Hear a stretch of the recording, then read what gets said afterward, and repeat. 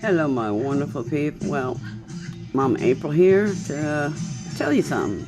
If you have a loved one that's in jail or prison and they're having a hard time, either getting mistreated, they're not getting the medical attention they need, or they're missing property, you need to call the the first you call the prison and you speak to the warden. If you don't speak to the warden, you're going to leave a message for the warden.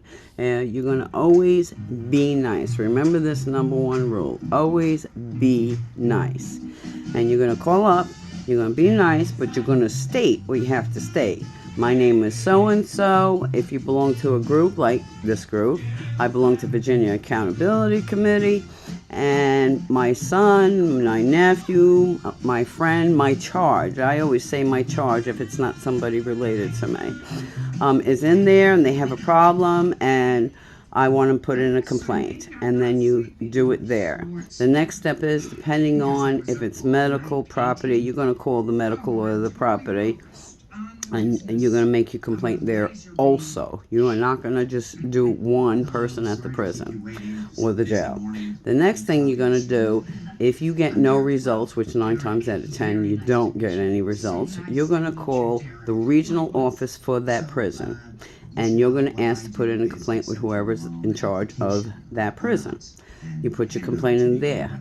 Again, be nice. Then, the next thing you're going to do, you're going to give it a day or two after that.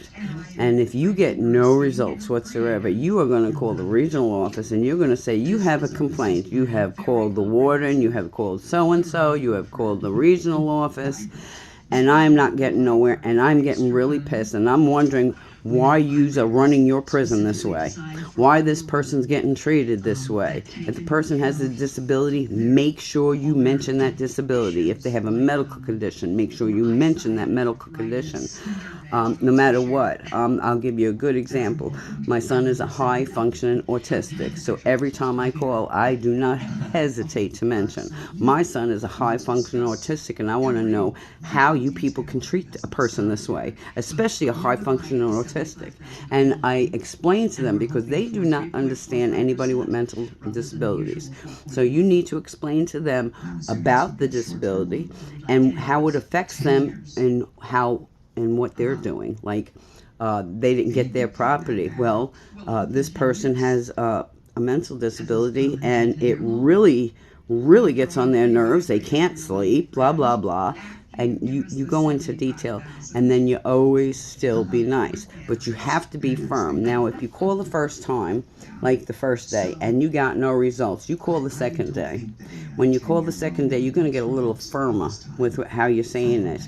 And do not hesitate. If you get no results after a week, do not hesitate to get a little bit firmer by saying, I will not hesitate to call y'all every single day if I have to. And I will not just call you. I will call regional and I will call Richmond. I will call anybody and everybody I have to till you people do what you're supposed to do.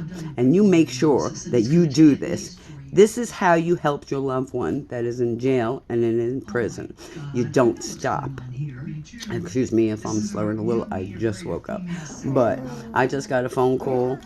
I have been bitching and bitching for the past several months. They did not get my son his headphones. They were sent out for repair. They're $40 headphones. They cost $20 to repair. And it has been over the 30 days that they're supposed to get the headphones back. And so I have been calling and calling and calling regional, leaving messages with that lady, and calling the prison, and nothing has been done. All I keep getting is excuses. I even talk to property. I get excuses, excuses, excuses. Well, yesterday, I made a phone call to the warden, and I told him how pissed I am getting, that they're not doing what they're supposed to do, and how my autistic son has to sit there and suffer because he needs the headphones for the tablet and for the tablet to listen to watch his shows and listen to his radio. Otherwise, they have these little headphones that are crap. They're really crap. They come with the tablet. So make sure y'all you know. Excuse me. Anyway, the lady called me up this morning. The warden's office called me this morning. They call me back, and they hardly ever call you back. And they called me back to let me know they found my son's headphones. They signed for him, and he got them. So, people, don't give up. And if you all ever need some advice, you need a little encouragement, I'm here for you. Mama April out.